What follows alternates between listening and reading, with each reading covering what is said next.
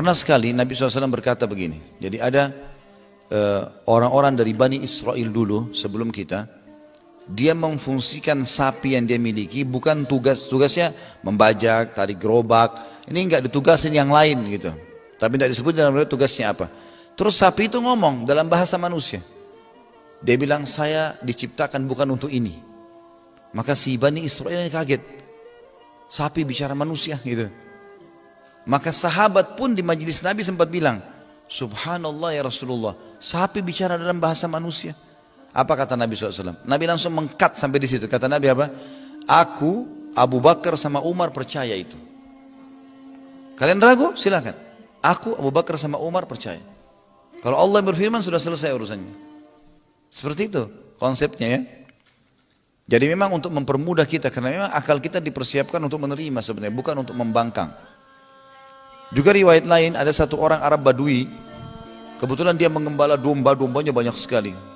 Begitu dia menggembalain domba, pas dia lagi gembala domba, ada satu serigala nyuri satu dombanya. Karena dombanya besar, digigit lehernya, ditarik, keberatan, serigalanya lamban. Maka dikejar oleh si pengembala. Ditarik dengan paksa domba tersebut. Tiba-tiba serigala itu bicara pakai bahasa manusia. Ini riwayat Sahih, riwayat Bukhari. Kata serigala, bertakwalah kepada Allah. Kenapa kau ambil rezeki yang sudah Allah tentukan untukku? Kaget si pengembalanya. Lalu dia mengatakan, dia belum beriman. Dia mengatakan, bagaimana bisa serigala berbicara dengan bahasa manusia? Serigala itu langsung bilang apa? Gara-gara ini Badui beriman. Dia tadinya kafir, belum beriman. Lalu dia mengatakan, mau kau saya beritahukan yang lebih aneh daripada apa yang kau kaget lihat sekarang?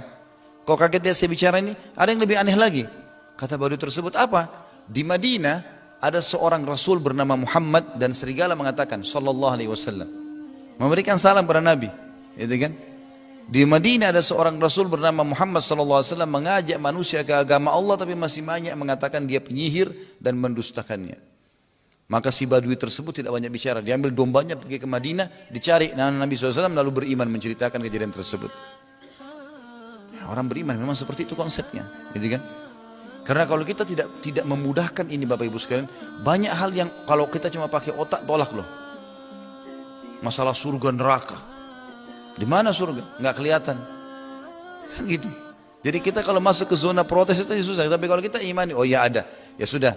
Bagaimana sampai ke sana? Ini amal-amalnya, selesai. Ada loh kantor saya di Perancis, dan saya orang pemilik perusahaan bilang gitu ya.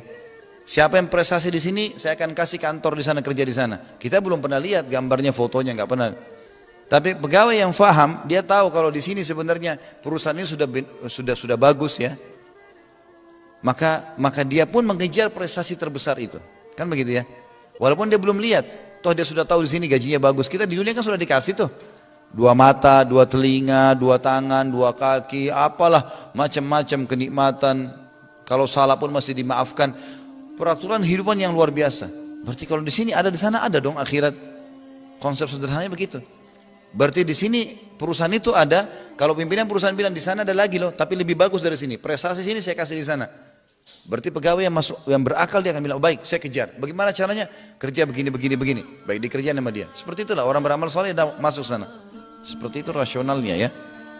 Maka kalau kita beriman teman-teman dengan tidak banyak protes, wahyu Allah SWT akan memudahkan kita bisa menerimanya.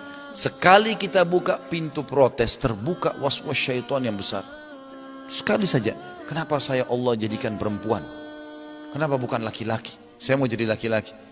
Maka syubhat di otak kita sudah luar biasa. Seperti kita lagi buka pintu, di depan ini banyak serangga. Udah masuk semua serangganya tuh. Makanya para sahabat pernah duduk, lalu mereka duduk bersama Nabi SAW keluar. Lalu mereka kayak lagi bincang-bincang. Kata Nabi SAW, apa yang sedang kalian fikirkan? Ya Rasulullah, seseorang di antara kami muncul di benaknya, gitu kan? Siapa yang ciptakan kamu? Maka kami pun menjawab, Allah. Lalu muncul di benak kami, siapa yang menciptakan gunung, siapa yang menciptakan bumi, siapa yang menciptakan langit. Terus saja kami menjawab Allah. Terakhir ada pertanyaan, siapa yang menciptakan Allah? Kata Nabi SAW, apakah sudah sampai pertanyaan itu pada diri kalian? Maka mereka bilang, iya ya Rasulullah. Sahabat ngaku itu. Apa kata Nabi SAW? Kalau itu datang, waswas syaitan. Bilang, amantu billah. aku beriman kepada Allah. Selesai. Karena syubhatnya kan kemana-mana, termasuk protes Allah SWT nanti. Kan gitu, lebih mudah. Subhanallah, kita lihat saya lihat orang-orang muslim yang dari kecil sudah aktif di masjid, jadi marbot masjid, betul-betul hidupnya udah di masjid, rumah Allah, azan, sholat, bersihin masjid dapat pahala, udah selesai, nikah, punya anak, keturunan, urus masjid sampai mati. Masya Allah, mudah sekali hidupnya. Gak ada protes, ada pengajian dia urus, dia duduk, Masya Allah, nikmatnya luar biasa. Dibandingkan orang yang pendidikan, sarjana, mungkin profesor, tapi membangkang.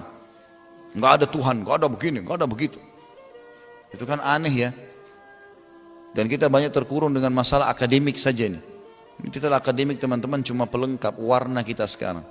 Belum tentu orang yang tidak masuk di jenjang akademik lalu bodoh. Enggak.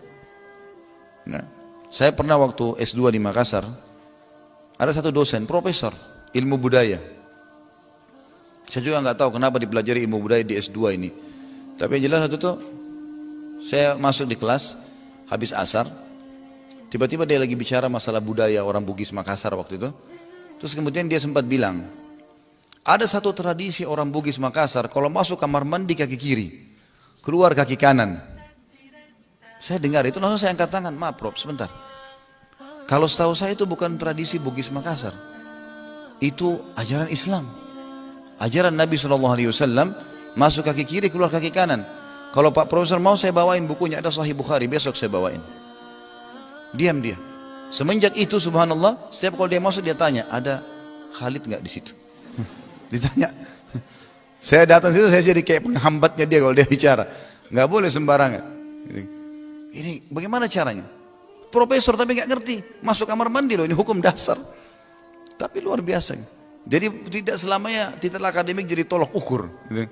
Tapi ada orang subhanallah yang mungkin dia mudah sekali belajar agama, faham, diamalkan, itu jauh lebih mudah, lebih baik. Maka ini harusnya digarisbawahi teman-teman sekalian. Dan subhanallah, kepekaan kita dalam menerima hukum Allah menanamkan keimanan dalam hati sampai kita nanti sangat pekah dengan Allah.